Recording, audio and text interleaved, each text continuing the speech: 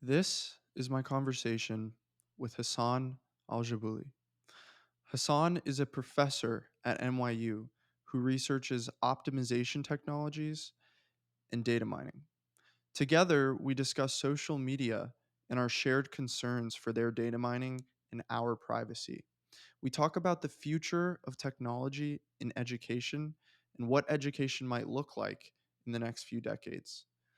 We also get into the beauty and importance of some of the legacy skills that we seem to be losing. I hope that you enjoyed this conversation just as much as I did. So, just to start off, can you talk a little bit about your background and the research that you work on? So mainly, I have PhD in data mining and machine learning, and I'm originally from Syria. I came to the US as a scholar at risk in 2014, and currently I'm an assistant professor at New York University. My research is related to data mining, in specific to data clustering and its applications.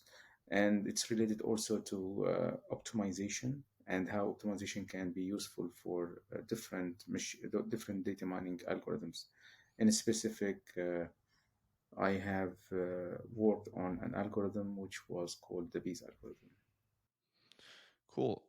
So what are the advances in data mining? Like, how have you seen that the applications change with technology developing and becoming more prevalent? So mainly, it was something related to the historical changes which we have actually. So it was something related, let's say, to the development of computers. Let's say 10 years or 15 years ago, we had computers only, and the main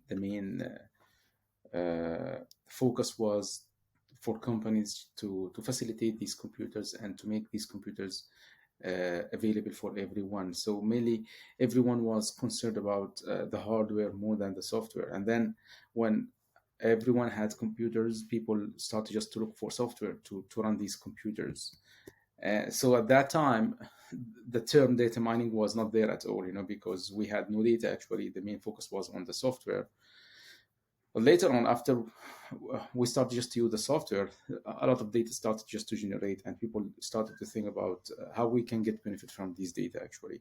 So having this increased volume of data, and at the same time the advancement of the computing technology, and people started just to think about, okay, what type of knowledge can we extract from these data. So that's where we started just to hear about the terms like data mining, and later on big data. uh, so mainly, we st- that was the reason to have like some techniques actually, uh, to to to extract this knowledge from the data. And at that time, we started just to see machine learning and artificial intelligence as well. So um, these emer- all of these techniques actually led to be able to get the benefit of data mining term and machine learning in general. And we start just to gain useful knowledge, so with different applications actually. So nowadays data mining is used, it's a general term right now, and we have some more specific terms actually. Mainly, we can see the benefit in the customized, let's say, ads which we see in social media in general. We see the benefit in different applications, especially, let's say, when you try to apply for loan. So they use the historical data which they have to judge if someone is going to be, let's say, it's going to default or is going to pay the loan. So all of this is just like knowledge extracted from these historical data actually. So that's what we mean by data mining. So we have a large amount of data, mainly it's historical data, and they try just to mine inside these data to extract knowledge which we humans might find like difficult to figure out actually by ourselves. Specifically, you touched on something I think is really interesting, this concept of um, more accurate underwriting with loans. And it kind of brings this larger question into picture. What role do you think privacy plays in some of this data mining and data availability? So, for example, uh, I don't remember where I heard this, but I've heard some advancements basically saying that in the next couple decades things are going to shift. So like let's say you have car insurance and in Instagram, and on Instagram let's say you're posting pictures of you rock climbing versus someone else is posting pictures at the library. Like eventually data scraping and the algorithms will be able to determine that, oh, this person is doing X, Y, and Z activities very commonly, whereas this person's doing, ABC activities. And since X, Y, Z activities have higher like risks, or people who participate in these types of activities tend to be more dangerous drivers. So therefore, we're going to charge this person more for their insurance premiums or life insurance policies, things like that. And I'm curious, like, do you think, because to me this seems like a very dangerous path to go down, right? Because it gets into this question of uh, what level of privacy and data do should we own ourselves versus is okay for these algorithms and the internet to kind of like to just scrape them and make decisions that affect us based on those pieces of data. So how do you think privacy fits into the picture? Do you think like things like underwriting to that degree and web scraping and making those sort of leaps, almost like Minority Report kind of leaps. Do you think that's wrong, or do you think that's inevitable? Um, so I agree. Yeah. So mainly, uh, it's type of how we can say it's type of like we cannot describe that like a battle between technology and humans, let's say, because they will violate like, the data privacy, as you said. um, but in general, I think this is something important to consider. And the amount of the main problem mainly is that these data which is collected about the humans, um, it's collected from different sources about us. And in the near future, I think these platforms will be more familiar than than us as humans about each other actually, because the amount of data which they collect, it it's not from unique resources as what we do as a human. So let's say as a human, I know you from very limited resources actually. So maybe we met together and I can just get some understanding about your behavior, about yourself, about your experience. Or maybe someone else will tell me about you, maybe I will read your resume. But for these platforms, the amount of data which they collect actually is really huge actually, and it will uh, get benefit of these huge data to adjust actually specific products for each one of them. But at certain, which is good actually for some time, but at the same time, there is like certain level where this will become dangerous actually, because the amount of data which they collect is too much.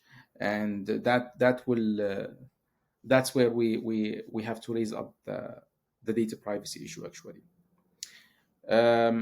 So I think these, since as these algorithms are designed just to optimize the user engagement in general, that's what they say actually, and to maximize the revenue. um, the same time, we as users sometimes we became like more addictive to use this technology, and that's one of the side effects of using these data. So there should be like sort of trade-off actually. I think I think there should be like sort of regulations to protect us from collecting more data about ourselves, I think. mhm. Yeah, I'm definitely a big believer that we should have ownership over most of our data, and I think it's pretty crazy some of these like terms of services and the way the platforms work, where just by signing, clicking I agree, you're basically relinquishing ownership over any piece of data they collect on you. I think if technology developed in a different way, like if it was not here yesterday and then it was being introduced today, I don't think and we took the time as a society to sort of review the contract involved, I don't think we would agree to some of those terms of services that have just kind of developed as the technologies develop. I think it's dangerous that technology seems to be advancing so much faster than policy can keep up. And so I wonder with all of this stuff, if we've passed a sort of critical point where it's going to get away from us, or if we're coming up on that point, or if we can in fact kind of take the reins again and introduce some of that regulation like effectively. Do you think we're past some kind of point of sort of no return, or do you think there's still a chance that we can get it under control? No, no, I don't agree about this like sharp, let's say, how can we say, about this sharp, let's say, differentiation between these 2 points, like we have the control or they have the control. Actually, Okay. it's something that we still have the control, definitely, but it's something related to us as a human. So let's say what I think that we have to do, because we have these all of these technology nowadays, so we have to adapt ourselves. We have to improve some skills, actually, so that we can just stay in, we can just keep this type of control which we have, actually. So, for example, we should promote, let's say, education and awareness about how these algorithms work, actually, and everyone should be familiar with this technology, should gain some more understanding about this how algorithms work, actually, and their impact, actually, on our behavior. So this is something which we have to promote, actually, uh, because this can help, actually, individuals just to develop like sort of critical understanding of the platform in general, and how to use this platform, and how to make decisions, when they use these platforms. In addition to that, I think also we should advocate more, actually, towards like sort of user-centric design, actually.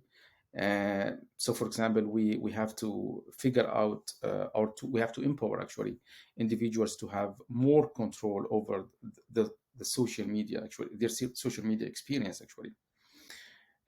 These can include like different things, something like, let's say, having like more customizable algorithms, like content moderation, something some tools that can help to moderate the content. In addition to that, I think we have to encourage, actually, social media platforms just to be more transparent, actually, as well, about these algorithms, about the data which they collect, because nowadays they don't inform us about the type of data which they collect. They say, okay, we collect this and that, but later on you will be surprised about the amount of data which they collect, Right. actually. And yeah, definitely, and we have to encourage them also just to inform users about the impact of their systems, actually, on the experience users will have, actually. These can enable users, actually, to have like clear understanding of the platform's intention and the biases, these platforms might have. And in addition, of course, to uh, increasing, accountability and transparency, actually, and clarifying, how these data will be used. How do you think Oh, I was gonna ask, how do you think we can encourage these platforms effectively to kind of give user control and focus more on the user? So mainly, for example, we should not rely, actually, on just specific platforms. One of the things which we have to encourage users to do as well, and that will enforce the platforms to do what you said actually, is to encourage users to engage with multiple platforms, not only single platform. These can help, let's say, users, or these can help users just to understand the differences between these platforms, and will enforce these platforms to show sort of transparency actually at the same time, in addition to support like having more regulations actually to enforce these platforms, just to be more transparent about the data which they use actually. Yeah. So when we use more than one platform actually, that's not owned by the same owner. Mhm. Let's say nowadays we move from Facebook to Instagram to WhatsApp, but at the end of the day, uh, the data, all of the data which is collected from these platforms will go to the same source actually, Mhm. to the same destination actually, which is really dangerous actually. So all of your chats, all of your photos, all of your posts, and friends, all of this data, all of this information which is collected about you will go to the same target actually, to the same place, and that will give like a very good idea about your personality, which is good sometimes, but we have a lot of concerns about that privacy, as we said. Right. So if we just consider different platforms, from different owners, different companies, that can reduce these risks, let's say, a little bit. Got you. Yeah, I agree with that. I think having good antitrust policy and regulation and trying to keep fair competition in the marketplace is huge in that. Uh, I think another avenue or something we should pursue at the same time is giving, as we give ownership back to the users of some of this data and we sort of reevaluate these terms of service and what's okay to collect and not collect. I think that will also force companies to now have to negotiate with their users, right? So it's I want your data, I want your engagement. What do I have to give to you, or how should I make this platform such that my platform is the platform that you're willing to share this data with? Versus right now, it's very much the users, since we don't have any of that control, we're sort of this like natural resource that these companies can kind of mine from, right? That's essentially how they make their money. So I think if we can also find some way to shift some of that ownership to the user, it'll force those companies to kind of negotiate, and hopefully that will have a positive effect. Um, within within education, or actually before that, so I have two other questions. So one, what do you think of the way that Twitter has gone and kind of the shift in model and ownership with Elon involved? Like, how do you think that's panning out? Um, and then also with TikTok specifically, because that's kind of a unique edge case. What do you think of the whole TikTok debacle, and should it be banned and that kind of stuff? Yeah. For TikTok, I think the data which is collected by other platforms is uh, not less than the data TikTok collects actually. So I don't think it is fair actually, to be honest with you. In terms I mean, I agree about, let's say, applying sort of regulations on TikTok, but at the same time, these should be applied also on other social media platforms actually. I mean, so that would be fair, because this is the way to protect our families, our kids, from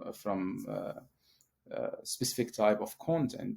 But it should not be applied only on TikTok. I think it should be applied on all of the social media platforms. So this is something that goes against the point which I have mentioned. This will limit our ability as users to select between different platforms, to have this type of competition actually between the platforms, which will enforce these platforms to show this type of transparency actually. If you know what I mean. So if we it's good to have a lot of platforms. It's good to have the user to select between the platforms, not to limit the ability of the user to select from certain specific platform actually. If we were enforced to do that actually, we will not have the control over the data which they collect actually, because we don't have other option actually. So I'm definitely, I agree with to apply. I agree with, let's say, having like regulations and limitation of the usage of these social platforms actually, or to make it, let's say, not limitation, to make it sort of like organized, let's say. But that should be applied on all of the platforms actually, including Facebook, including Instagram, including all of other platforms, not only TikTok actually. Talking about Twitter, I don't know, to be honest. It looks like it went into a totally different direction actually. Um, I think we should encourage having more platforms, so that we don't follow, let's say, the rules applied by owners, and some which can be changed, over the night actually. Do you think TikTok being owned by a global kind of adversary, if you want to call it that, with China, do you think that having that ownership and the data flowing overseas that way is dangerous for the US? Or do you think that's overblown? Definitely the amount of data which is collected is dangerous, um, but I think that's why. But you cannot just apply sort of, let's say, regulations on certain platform, because we will have more platforms in future.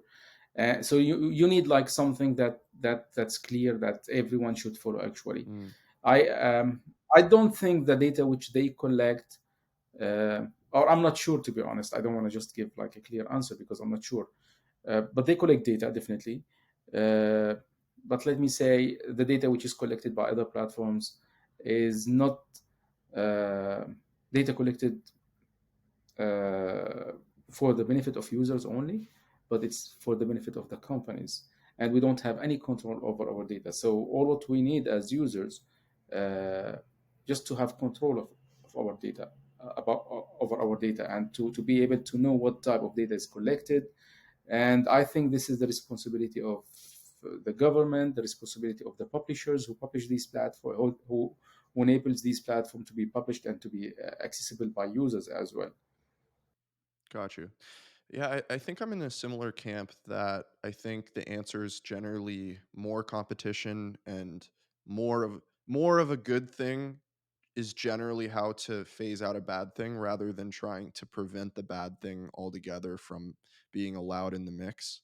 I think that to me, I feel strongly about that way with like speech and books and all kinds of stuff. You shouldn't be burning books. You shouldn't be pulling things off shelves. You should be producing more good, healthy content so that people can see, oh, that's actually crazy and not good, and this is better. And I think having that freedom is huge because it prevents some of the echo chambering that happens a lot of the time, I think, with kind of forcing different platforms or groups of people into kind of corners of society. So to me, I think, yeah, in general, anything that kind of increases that competition is probably the better approach to take. Gotcha. So within education, this is what I was going to ask a minute ago. Within education, do you think the prevalence of technology is good? And do you think it's good to learn through a lot of these social media platforms and through devices and stuff? Or like, do you think that makes things worse? And over the years that you've been kind of involved with education, how have you seen a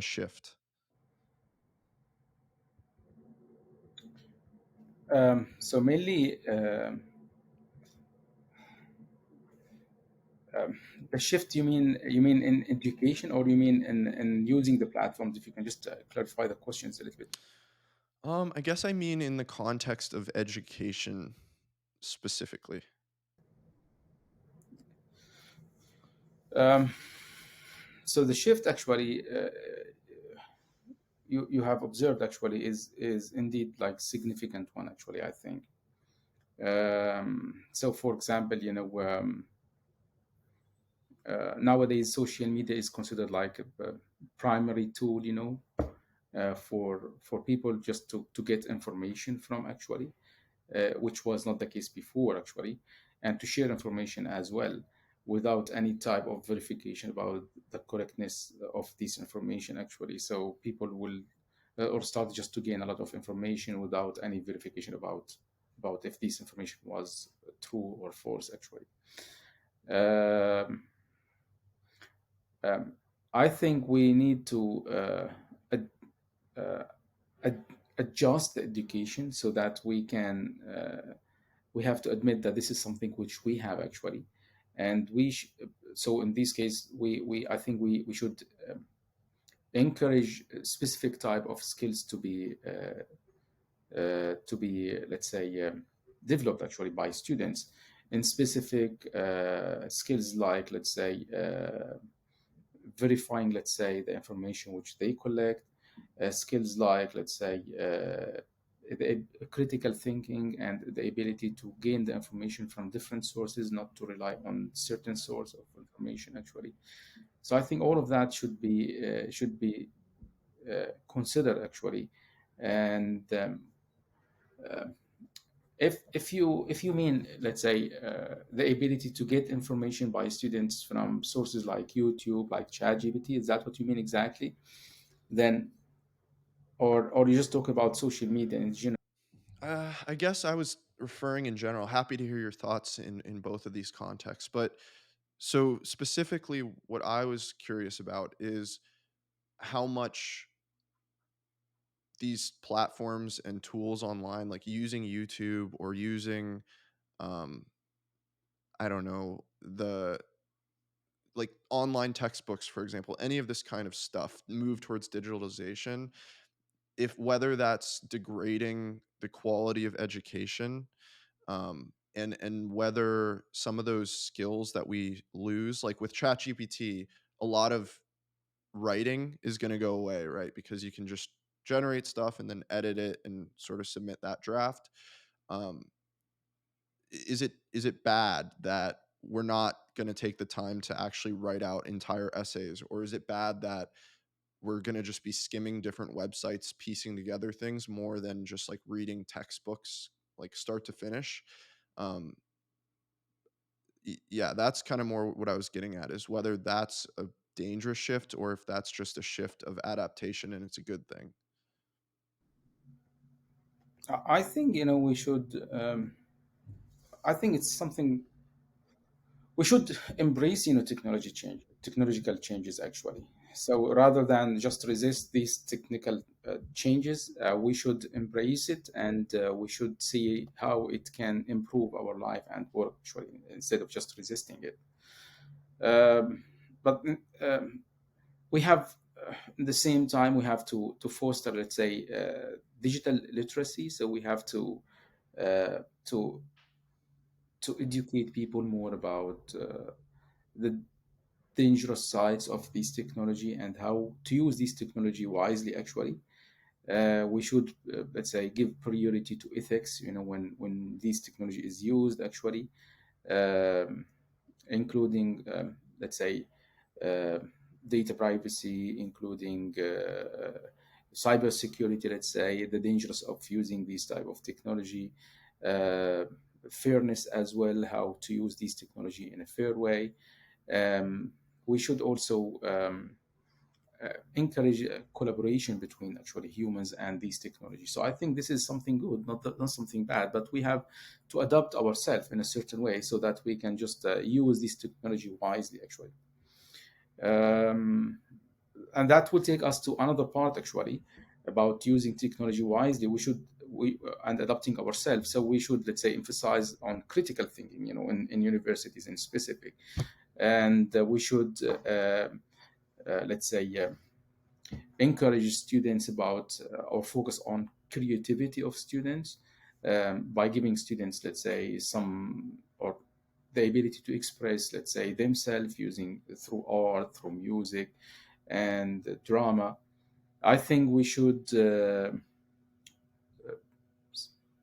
uh, we should let's say sort of uh, have personalized training and learning in the same time, because the methodology which we follow nowadays in education It gives like it doesn't differentiate between students that much. But nowadays, with these technology and with the ability to students of with the ability for students to learn by themselves and to use this technology to gain the knowledge, we should go with sort of customization for the learning system so that it can be more personalized actually, towards each one of the students which we have. So each student has different amount of knowledge based on the experience which they have, based on what they can read from the internet, because nowadays we have a lot of resources actually which they can consider, and not all everyone use this technology in the same way actually. So that should be considered as well, I think. Do you think that a potential avenue to accomplish this would be decentralization of education, meaning a shift away from the big universities and endowments and those types of classrooms, and incorporation more of things like uh, boot camps and company sponsored kind of degree alternatives and things like that? Um, and do you see over the next couple years and decades that college education, college in the traditional sense of education, is going to kind of be phased out, or do you think that's just going to be the we need to have a gold standard, we need to have the um, backing of, oh, you went to Princeton or you went to University of Virginia or whatever it is, and therefore you like we can trust your education? Or do you think we can towards like one boot camp that's more personalized for like some subset of the industry, that's maybe not 4 years long if the skill set that they're trying to inscribe in the students isn't necessarily something that takes 4 years, and more personalized, less formal methods of higher education? um, this is difficult question actually, and it depends on different factors maybe, including like the goals, of individual goals, let's say, including the career which people or person is looking for, and the personal circumstances. But definitely, I think we still need this type of education.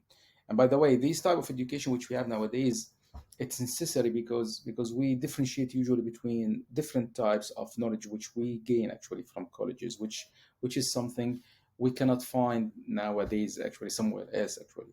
So let's say we classify the knowledge which is gained during the university life into different categories. Mainly, we have something which we can call like career related knowledge and skills.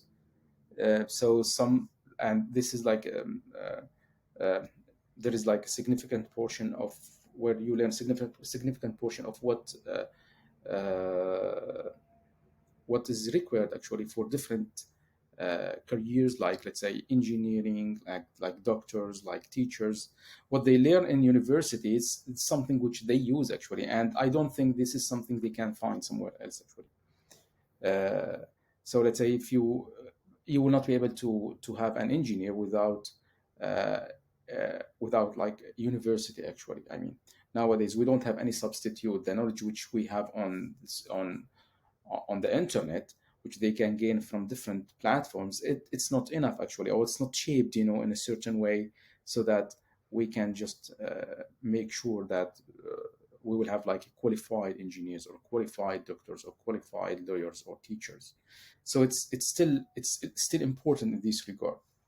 At the same time, we have other type of skills that we teach actually at universities, like which we can call like general skills or describe as general skills, such as problem solving, like communication skills. And this is also something I don't think we have people can gain actually outside the university, or if they gain outside the university, it's still something that's not uh, uh, organized in a certain way that will make people qualified, in this regard.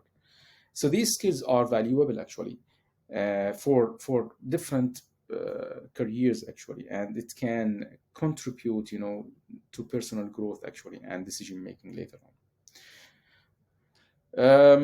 And on the other hand, we have non-career related, let's say, knowledge, including, let's say, uh, like enhancing of understanding of students, let's say, um, uh, personal development. And I think this type of knowledge can be gained outside the university, through, let's say, boot camps, as you said, can help in this regard. Boot camps can help in regard of, let's say, the evolving knowledge and the continuous learning, which is something we, I think,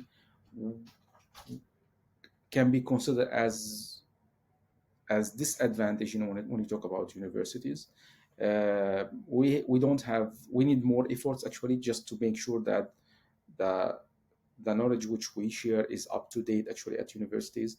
But that's something, usually students will gain, through other sources nowadays, because we have a lot of improvement in this regard actually. And I think uh, uh, the regulations which we have nowadays in universities, it limits our ability to update the curriculum quickly, and to go with these new type of technology which is introduced actually recently. So I think, this is something can be offered, outside university, and can help in this regard. So I think, just as a summary to answer your question, I think, we should rely on both of them. We still need to consider the universities and colleges, but at the same time, we have to adapt ourselves, and we can get a huge benefit actually from this technology, in terms of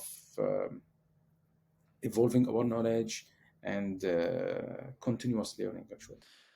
That's an interesting perspective. I think I disagree with you a little bit on the first hand. I think there I think there are certain specialties where we're not going to escape some sort of formalized education accredited system. So doctors are a good example. I personally would rather get a life-saving surgery from a doctor that, Harvard said is good, and then MI or NYU said is good, and then, worked in some hospital for 10 years versus someone that kind of did some self-studying and stuff. Like, I'd much rather have the accreditation there. Right, right, right. I so I think so I was gonna say I agree with it in certain disciplines. So, like medicine, for example, uh maybe law, there's some fields in there that are tough without some of that. Or if you're like a civil engineer might be a good example. Like we need someone that's going to check all the boxes of accreditation and stuff. But I think there's a lot of industry where that's not the case as much. So specifically software engineering is a good example where I have friends and teammates on my team at like big tech companies where they didn't go to college for software engineering or for engineering in general, and they've managed to accumulate some working set of knowledge that our company or any of these companies can see, like you clearly have an ability to contribute, and we can kind of further shape and form you into the engineer that we need you to be. So I think with software engineering is probably the easiest example of, because that's like, all the boot camps, all the people that switch jobs, it's very common. But I think that's probably true about some other things as well, right? You see, even if you see like high school teachers who uh, are former industry professionals, or college professors or adjunct professors that come in and do lectures in colleges.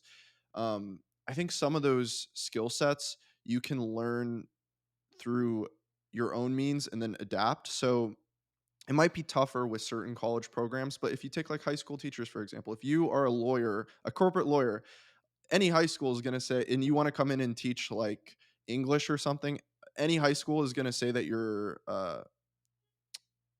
you have the credentials and the background necessary to teach high schoolers English. But in reality, you never took classes potentially on how to actually teach kids, or, all these types of things. And I'm not saying, like, sometimes I'm sure those lawyers make horrible teachers and sometimes they make great teachers. But I think across the board, a lot of industries are that way where I don't know that I believe you need that formalized education as much.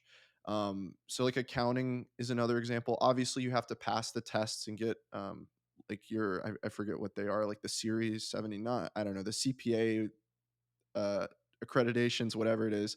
But if you can self teach that, then why does the input to that knowledge set have to come from a university versus doing that on your own? And and I think we're going to see a shift as well. So that's one thing. Another thing is I think um, if we reshape some of society and the way we do accreditation, then it would also reduce the need for like degrees from certain institutions or pedigrees or stamps of approval from these big institutions. Because if you take, um, for example, if you took Uber as a platform and you take the drivers on Uber, if someone has like let's say Uber wasn't one company, it was like this broad marketplace of drivers that just sign up. If a driver has 6,000 rides and has 5 stars, probably I'm gonna be willing to let this guy drive me to the airport, and it's probably gonna be a good ride. So, similarly, if you take engineering or if you take any of these different disciplines and you found some way to kinda decentralize, like that accredit accreditation, and I am a an accountant I do taxes and I've done it for 1,000 people, and these 1,000 people all say, 5 stars, great, advisor.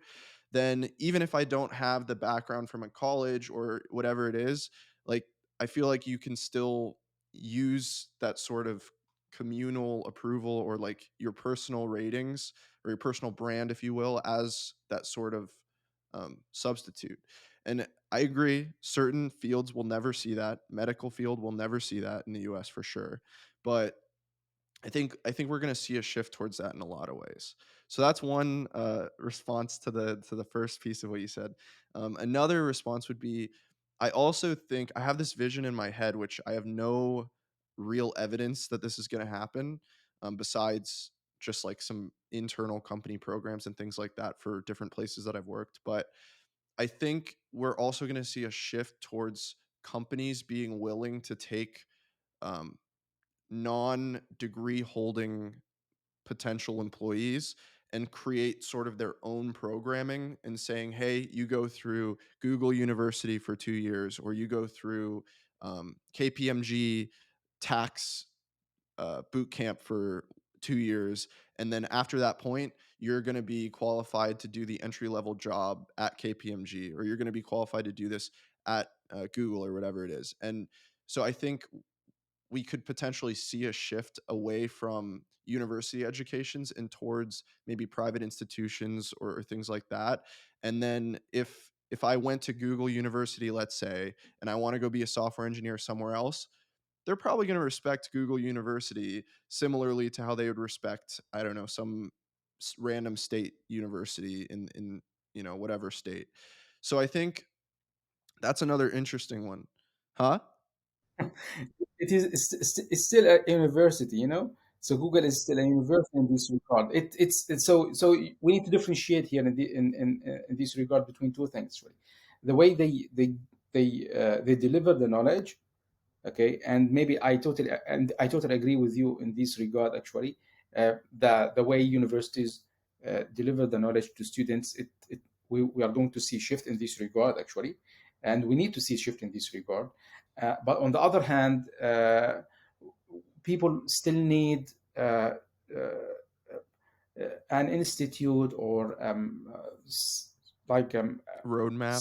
some entity that will accredit the people, you know, that will just say, okay, this person is qualified to do this Mm. task, and that's what universities do nowadays, and that's what Google do nowadays, you know. So you are not going to trust someone who's going just to say, okay, I know how to do this and that, you know. Okay, who accredited you, who said that you can do that, who can confirm that you can do that, actually. So maybe let's say in the Uber example which you gave, actually, uh, as a result of the reviews given by people, you know, this works fine, actually, but this cannot be applied on all of the disciplines, actually. You know what I mean? So we need. I totally agree about the way universities should change the way they deliver the knowledge. And I agree with you as well about the way universities evaluate people as well. I think there should be like a mix between the traditional way which we have nowadays and some other new way actually, which we should consider, which can consider, let's say, so the way we measure the knowledge people have nowadays, it's not correct, it's not accurate, because universities, they rely on certain specific, like uh, uh, uh, criteria actually to evaluate people. But I think uh, that makes gap between what the industry need and what universities graduate actually.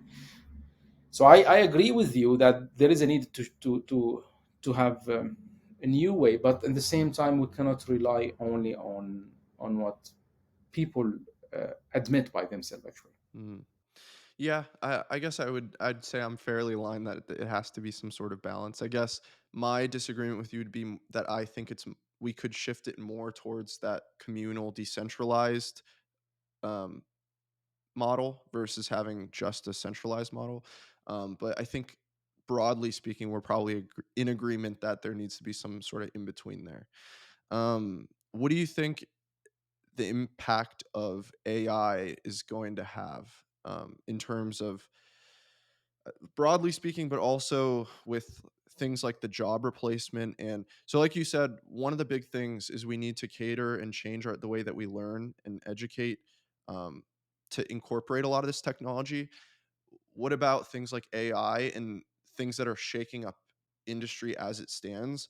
Because having, let's say, a 45-year-old average guy that's working in some non-tech enabled industry, and he's been doing the same thing for 20 years, expecting like that type of person to pick up AI at the same rate as someone who's currently in a STEM degree or something, like that's a tough um, ask, I guess. And I'm not trying to uh, victimize or belittle the ability of let's say this average guy in this average job, but just I think it's dangerous with the speed at which the AI is getting introduced, where it needs to be introduced in a slow enough way or a steady enough way that you give time for some of the existing and the older ends of the workforce to pick up some of that information.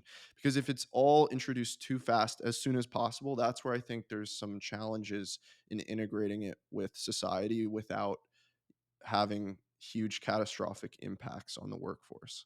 But I'm curious your take. Um, yeah, I think you this is a very good point actually to talk about actually. Um, and so as a society actually embraces the advancement of AI and machine learning, there are several trade-offs actually that are often like overlooked actually.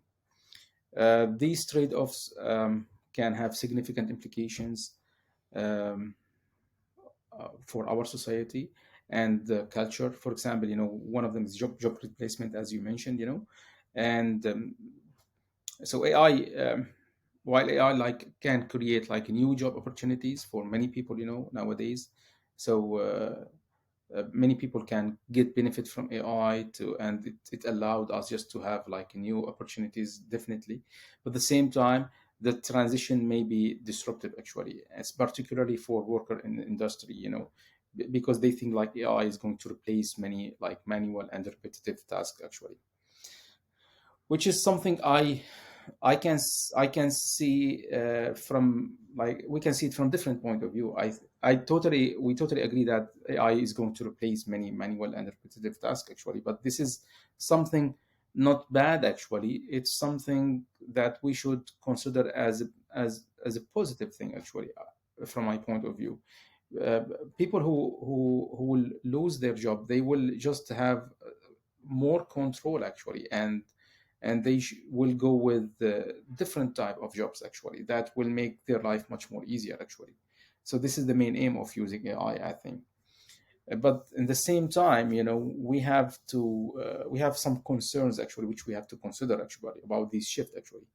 Something like privacy and data security, because as more data is collected, and analyzed, there is high risk, of data breach actually, and misuse of data will increase actually in this case when we consider these type of algorithms. At the same time, these algorithms are not they are biased, sometimes, and especially if they were trained actually on biased data actually. And so the result of the algorithm in this case will amplify actually the existing uh, biases, which they trained on. So this is something which we have to consider, because this can lead actually to unfair outcome most of the time. So um, such as, let's say, discrimination, sometimes, sometimes, let's say, like law enforcement, so these can be biased, so we have to consider this issue as well. We have also some ethical, concerns actually about applying AI. So AI can make decisions that impact human life sometimes, and it's difficult actually to assign like um, responsibility and accountability for AI actions actually. So we have some positive things which we have to consider, but at the same time we have to pay attention. We have to be aware of that, and I don't think that we have to be afraid of that, but we have just to make sure that everything will run like in the right way. And it's a traditional shift actually. So if you see what we had before, we had similar situations actually. So we have different evolutions actually, from people used to do different things, manually, and then we have the machines, and nowadays we have AI. And if we adopted with this technology, and we will with AI as well. Got you. Yeah, something that comes to mind from your last comment about assigning responsibility in some of these situations is kind of the shift, and this was sort of probably before both of our times when it really started. But when we started to shift towards bigger pharmaceutical companies, right? We see that all the time where some new drug that gets released, they miss a side effect and then it harms a bunch of people. And then they have these big lawsuits and trials and class actions. And then it ends up being like a fine for the company and that's it. And it's like, who do you actually blame for the issues that came up, or who actually is responsible for the oversight? And I think with pharma, it's definitely dangerous and it's been dangerous. And I'm sure there's been a lot of people who've gotten hurt or killed from bad drugs and things like that over the years. But specifically with AI and I guess the exponential nature of it, that's what scares me a lot is if we don't kind of iron out these issues now before it becomes hugely integrated, the impacts could be much greater than some set of people taking some specific medication. So I definitely agree that I think that's a really dangerous something that we need to figure out. I just find it tough regulation wise. How can we regulate something that we don't know the trajectory of? That's kind of the question I keep coming back to. Um, it just feels like we have to constantly play catch up with technology in terms of regulation. I think this should be. It is difficult, definitely, but it's not impossible actually. So this is something that uh, that relies on AI. At the end of the day, is just an algorithm, which will give some output based on some input. So we can just give, if we just control the input which is given to the AI to make decisions. If we verify that this input is unbiased, let's say it's fair, it's clean, and it doesn't have any outliers, let's say, or then we can just rely on that actually most often. In addition to that, we can just verify the given output as well. So it starts from the input itself, it goes to the design of the AI itself, and then we can just we have some AI that verifies the output of another AI. I hope this makes sense. Yeah. That nesting structure makes sense, but my question is I think that's a lot easier said than done, and that's a big ask to the concept of removing bias or avoiding bias, things like that, because then it always comes back to you're depending on some good actor being the company developing the model or the company developing the AI that assesses the AI or whatever it is. You're ultimately depending on that one person or group or entity to be unbiased because they're the ones doing that verification. So I think it would be interesting to see if there was more of an open source decentralized AI, where maybe some of that verification can come from a kind of net sort of almost like a web3 type infrastructure of decentralization. um, that would be something that would interest me, but I just don't see a way to escape some of those biases when OpenAI as a company is in charge of this, or Meta as a company is in charge of this. And we've seen over the years, like certainly biases in these companies, and you can't exactly find out about it until 4 years later when you realize, oh, they've been filtering all this content, or 4 years later when, oh, yeah, actually, this has been really not fair for this subgroup of people. And so that's my concern is finding a way to do it in a way that's holding that entity accountable. um, I think is the biggest challenge. I agree with you. Yeah, it is a challenge. Yeah. It is a challenge, and don't forget also some impact, environmental impact of the AI as well. So AI and machine learning models require usually like significant computational power actually, and which can contribute to increased energy consumption and carbon emissions as well. So this is something we have to consider as well. So it's not only about the application of the AI, but we have some side effects as well which we should consider. For sure, for sure. So have you seen, with all these shifts both culturally and technology, have you seen changes in your research areas and like the way that grants have been working and topics that get approved funding and things like that? I'm pretty unfamiliar with academia from a research and like a post grad perspective, but I do know like there is a whole world of how you can get grants and how you have to cater research and things like that. And I'm curious how that experience has been. Definitely, there is a shift actually. So mainly, the shift is based on the requirements actually. So as I said, let's say 10 years ago, the main focus was there was like a need actually to have software. So mainly, most of the research was towards like dealing or creating like or having like regulations about creating the software, and that's where we suggest to see like. Different methodologies about developing the software. So the focus of the research was towards that part actually.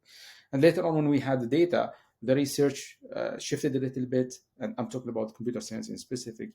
Shifted towards like dealing with the data. So we started just to see the data mining algorithms and how to get benefit of these data and how to teach the machine actually. So because of the data, we started just to see machine learning, how to teach the machine to get benefit from the data. So mainly, most of the fund went towards like encouraging researchers just to have research in these areas actually, machine learning, data mining. And nowadays, since we have AI, we have cybersecurity. So these are the big dominant, like let's say, topics which we have nowadays. So most of the research is towards, let's say, cybersecurity related topics and AI related topics, and let's say how to AI governance, let's say, and something like, let's say, how knowledge can be represented, because nowadays we have different approaches actually about representing knowledge. and about understanding these data which we have. So mainly machines nowadays, they don't understand data, they deal with data as just blind input, you know. So we have some research just to develop these AI, which we rely on actually, so that they can have more understanding uh, of this knowledge by just offering like a good representation of the knowledge itself. So that controls the, Do you think that that control and direction comes more from the government or from industry first? both of them, Equally? both of them. Uh, I think not equally. Industry has some concerns actually, and government has different concerns actually. So for government mainly, let's say the majority is about knowledge representation, about AI governance, let's say. For industry, they would like to, they care more about the performance, let's say. They care more about having like optimized solutions, you know. So each one of them has different concerns, but at the end of the day, both of them they push, you know, this research towards like specific directions. Gotcha.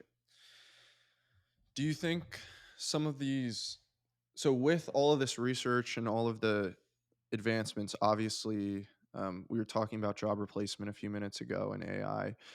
Uh, a lot of skills become obsolete, and a good example I can think of is with GPS on your phone. You don't need to understand how roads like are fit together. You don't need to understand how maps work. You can just your phone will literally tell you what to do and where to go. So that's just an example, but there's a ton of these I'm sure you could come up with where you just don't need to know how to do that thing anymore. Do you think that we should abandon those things and those skills, or do you think we should find some way to preserve them and continue to teach them to the kids as they grow up?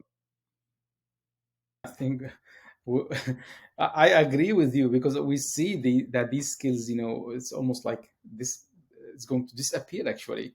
But I think it's essential to consider the importance of these, let's say, legacy skills, you know, like navigating the roads with the road signs, as you said, and let's say reading the maps, let's say, uh, with while let's say while these digital navigation tools like GPS and map applications, you know, have become uh, prevalent actually, but it's still important and valuable actually to maintain these traditional skills. I think because technology is not something which we can trust actually all the time, to be honest with you, and there may be like situations where digital services fail sometimes or might not be available sometimes, and having the ability to navigate using traditional methods can be valuable backup, of course, you know, skill which we should consider. How do you think we can assess which of these legacy skills are important to pass down and which ones are more okay to kind of just let go? Do you think naturally society does a good job of preserving the ones that matter and getting rid of the ones that don't? Or do you think we need to intervene even on an individual scale and make sure my kids learn X or my kids learn Y? Or do you think society is doing a pretty good job of handling that for us? This is a very good question, and I think society is not doing well. Actually, we should consider, you know, like maintaining these skills for our kids. I don't think that this is something considered by the society. No, I don't think it's a matter which they consider at all. You know, it's not only about the skills. Nobody pay attention to this issue mainly. You know, so yeah, definitely. You know, if it was not something raised by you and by me, nobody will pay attention to this actually. So I think this is something we should focus on. There are some essential skills, especially let's say something like that. Some of the skills, one of the things of the skills which we can consider is, let's say, memorization. Let's say, so we don't memorize let's say, our friends' phone numbers. We don't memorize our friend addresses sometimes. We don't memorize, let's say, so we lost this skill as humans, because we rely on the technology. We rely on our phones just to retrieve, let's say, phone numbers, to retrieve the addresses, to and even though that we rely on phones just to remember people as well, nowadays. So I think we lose in this regard, and these type of skills should not be something that we should lose. Actually, we should find a way to go around it.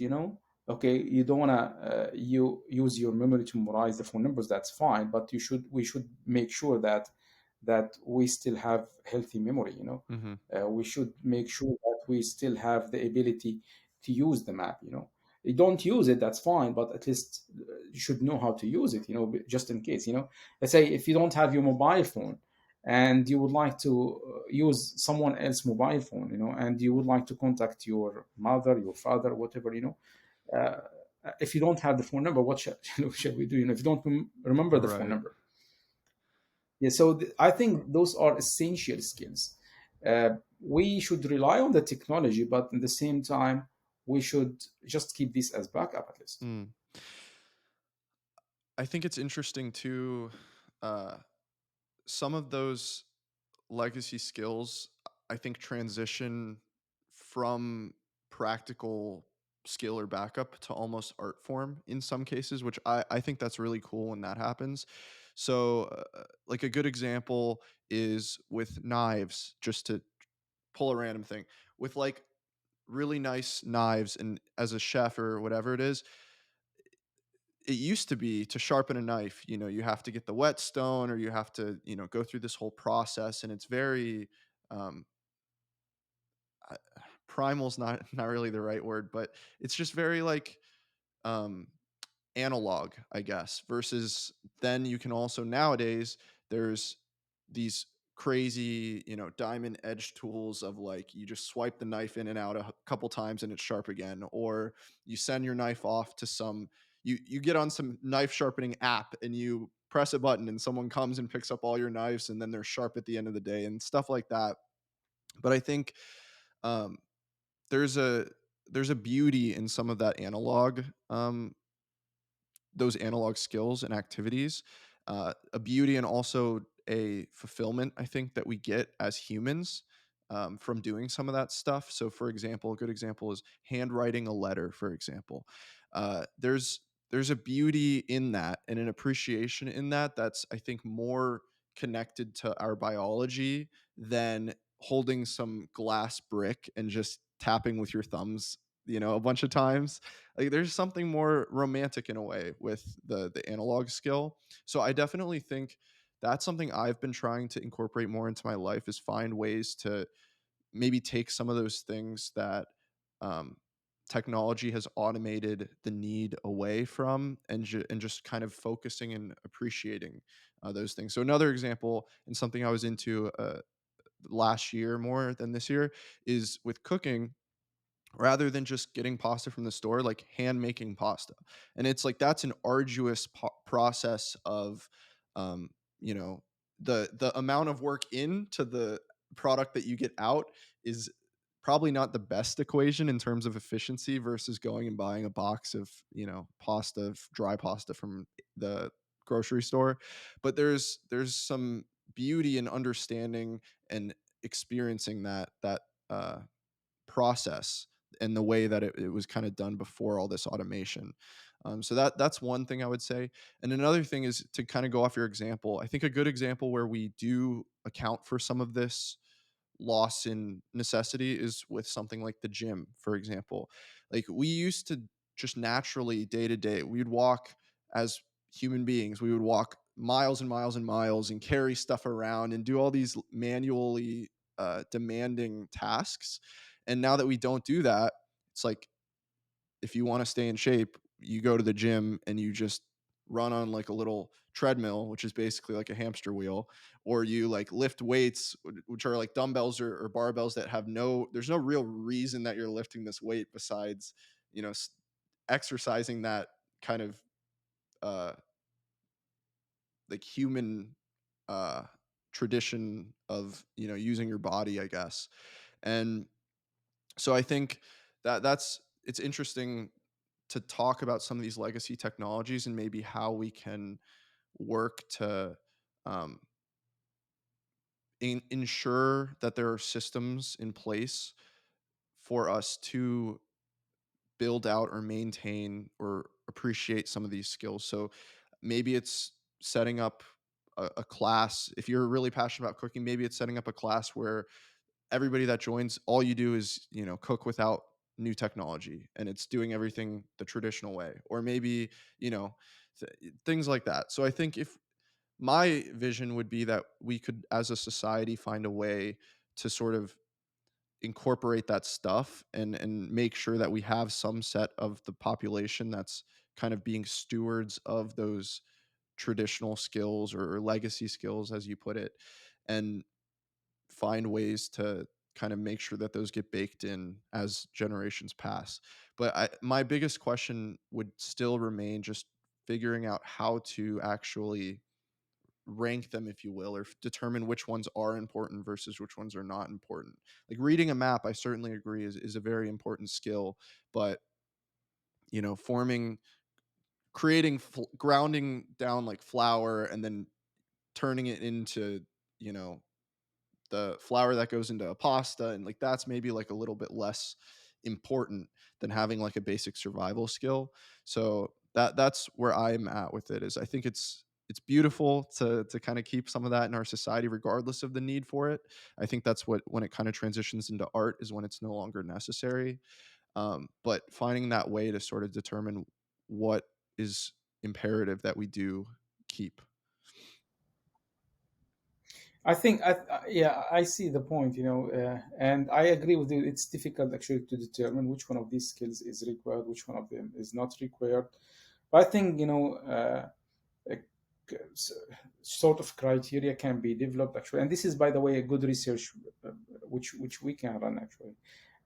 So, like, criteria can be developed, and it can evaluate each one of these skills in terms of its benefit, in terms of the consequences which we can have if we lost this skill when we don't have technology, let's say, and the impact of this skill on, and its relation, or the impact of this skill on the ability of a humans, let's say, critical thinking, let's say, ability to adapt with other things, so all of these metrics can be considered in terms of, or in order to evaluate each one of these skills, and that can be a way, um to decide if it's necessary to maintain this skill, or if it was not necessary actually. That's probably the most like machine learning and like AI researcher answer you could have given, is create a scoring algorithm and do it that way. So we rely on AI to to evaluate our skills, which we have to maintain. Yeah, so um yeah, I think we're getting towards time here, but I really appreciate the conversation. Definitely, it's been leaving me with a lot of good thoughts and things to consider. That it's easy to go through the day and kind of just not think about it. But yeah, I really appreciate that you have taken the time to have the conversation with me. And yeah, I hope you have a good rest of your week. Thank you. Thank you so much. All right.